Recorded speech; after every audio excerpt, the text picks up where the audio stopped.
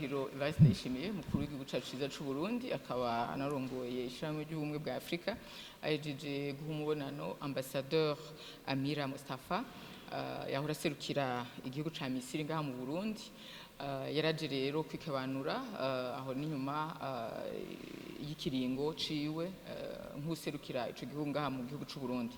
Uwo mushitsi rero yashimye ingene yakoranye n'inzego zitandukanye z'igihugu, arashimira nyencubahiro mukuru w'igihugu cacu ciza c'Uburundi ukungene yama hafi igihugu ca Misiri no kubashigikira mu bibazo bitandukanye bakunda guhura navyo.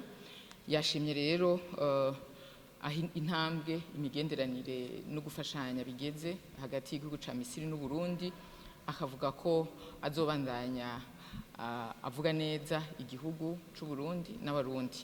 Nyencubahiro umukuru w'igihugu cacu ciza c'u Burundi yamushimiye ku bubangutsi n'ubukerebutsi yerekanye mu mabanga yiwe, akaba yamwemereye yuko Uburundi buzoguma bufatanye mu nda n'igihugu ca Misiri kandi babandanye bakorana imigambi y'iterambere iramira abenegihugu.